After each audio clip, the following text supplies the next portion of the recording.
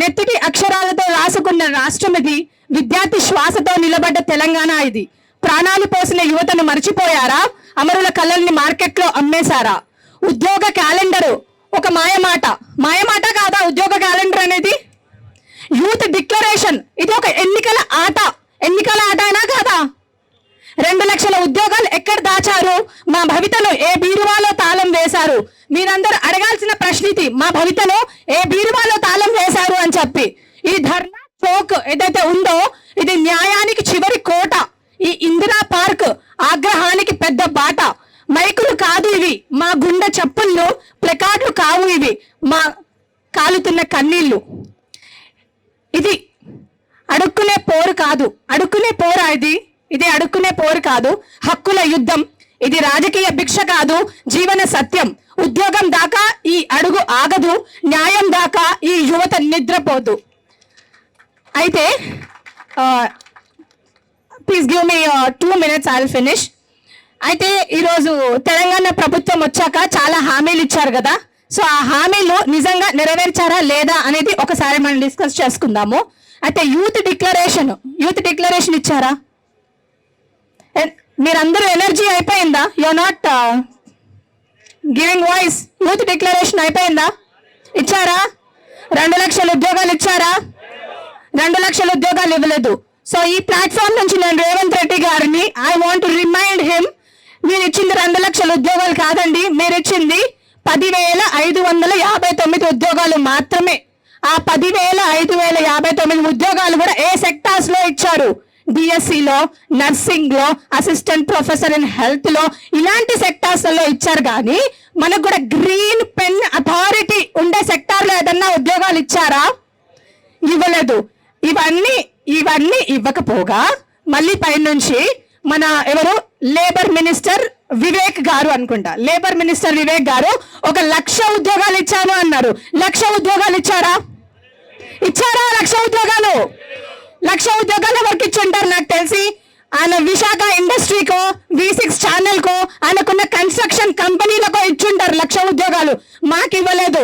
కాబట్టి వివేక్ గారికి ఒక చిన్న విన్నపం ఈ ప్లాట్ఫామ్ నుంచి, మీరు మాట్లాడే ముందు మీ ఒళ్ళు దగ్గర పెట్టుకోండి, మీ నోరు దగ్గర పెట్టుకోండి, మోర్ ఓవర్ మీ డాటా దగ్గర పెట్టుకొని మాట్లాడండి. ఆల్రెడీ మీరు అన్ని ఇన్వాలిడ్ కమెంట్స్ చేస్తున్నారు.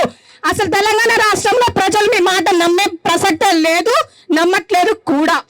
ఇంకో విషయం, మన శ్రీధర్ బాబు గారు, మన ఐటీ మినిస్టర్, అఫ్ కోర్స్ ఆయనకు ఐటీ మినిస్టర్ అని కూడా మర్చిపోయారు ఈ మధ్య. సో మన శ్రీధర్ బాబు గారు ఒక మాట అన్నారు, మేము ప్రభుత్వ ఉద్యోగాలు ఇన్ని ఖాళీలు నింపలేము అని చెప్పి అన్నారు అనమాట. మరి ఖాళీలు నింపినప్పుడు మొన్న ఎలక్షన్స్ కి ముందు మేనిఫెస్టోలో ఎందుకు పెట్టుకున్నావయ్యా? నువ్వు ఎవరి గురించి పెట్టుకున్నావు? నీకు ఓట్లు కావాలి, నీకు ఎలక్షన్స్ లో గెలవాలి, నువ్వు గద్దెనకి కూర్చోవాలి. ఈ రోజు 2 లక్షల ఉద్యోగాలు ఇవ్వడానికి ఏం నొప్పి? ఎవరు ఉద్యోగాలు ఇవి? ఈ రోజు తెలంగాణ రాష్ట్రం కోసము రేవంత్ రెడ్డి గారు ఎక్కడున్నారు? తెలంగాణ మూవ్మెంట్ లో ఉన్నారా? లేరు. సూట్ కేసులు మోసిన రేవంత్ రెడ్డి గారేమో ఈ రోజు ఇన్ని మాటలు మాట్లాడొచ్చు. తెలంగాణ ఉద్యమంలో చాలా మంది అమ్మలు వాళ్ళ కొడుకుల్ని పోగొట్టుకున్నారు, చాలా మంది బిడ్డలు వాళ్ళ పిల్లల్ని పోగొట్టుకున్నారు, చాలా మంది. సో వాళ్ళ కోసం ఆలోచించకుండా సొంత స్వలాభం కోసం మాట్లాడుతున్నారు రేవంత్ రెడ్డి గారు. సో శ్రీధర్ బాబు గారికి నేను ఒక చిన్న విషయం I want to remind from this platform. ఏదైతే ప్రభుత్వ ఉద్యోగాలు మేము నింపము అని అన్నారు కదా, దాని గురించి ఆల్రెడీ నా మిత్రులందరూ మీకు మంచి వార్నింగ్ ఇచ్చారు సార్. సో ఒక్కోసేపు ఇది పక్కన పెడితే let me take a few minutes to describe మన ప్రైవేట్ సెక్టర్ గురించి మాట్లాడుకుందాము.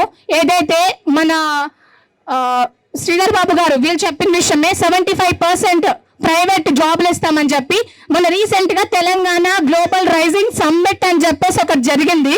సో ఈ తెలంగాణ గ్లోబల్ రైజింగ్ సమ్మిట్ లో 2.5 లక్షల కోట్లు ఇన్వెస్ట్మెంట్స్ వచ్చాయి. ఏ సెక్టార్స్ లో వచ్చాయి? Future city, infrastructure, Trump media and technology, energy and power, aerospace defence and logistics, manufacturing industry, health care industry, data and digital infrastructure, food processing industry, life sciences and pharmaceuticals, tourism and hospitality. Sir ఇందులో వచ్చిన investments వీళ్ళందరికీ మన భూమి కావాలి, మన నీళ్లు కావాలి, మన రిసోర్సెస్ కావాలి, మన ఎనర్జీ కావాలి, మన గాలే కావాలి, మన ల్యాండే కావాలి, అన్ని మనమే కావాలి. కానీ ఉద్యోగాలు మాత్రం ఎవరికి ఇస్తున్నారు? పక్క రాష్ట్రాలకు ఇస్తామంటున్నారు. అలా అగ్రీ చేస్తారా మీరంతా?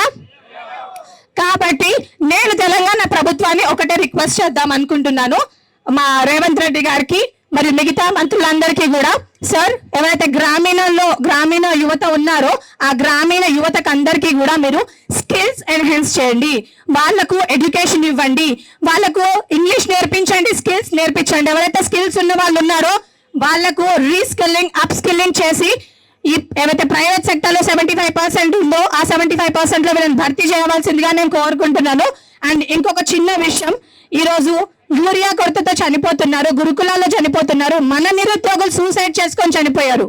ఇంతకుముందు పృథ్వీ చాలా ప్లాట్ఫామ్స్ మీద మాట్లాడారు ఆ అమ్మాయి గురించి కూడా. ఇలా చాలా మంది ఆత్మహత్యలు చేసుకుంటున్నారు. అయినా కూడా రేవంత్ రెడ్డి గారికి కొంచెం కూడా చీమ కుట్టినట్టు కూడా లేదు. ఇన్ రిటర్న్ ఎవరన్నా వచ్చి ప్రశ్నిస్తే ఏమంటారు, మిమ్మల్ని చంపేస్తాను, పేగుల మెడలో వేసుకుంటాను, ఇలాంటి మాటలు మాట్లాడతారు. సో రేవంత్ రెడ్డి గారు, మీది నోరా లేకపోతే మూసి కంప. ఈ రోజు ఒక్క నిమిషం, లెట్ మీ ఫినిష్ ఇట్.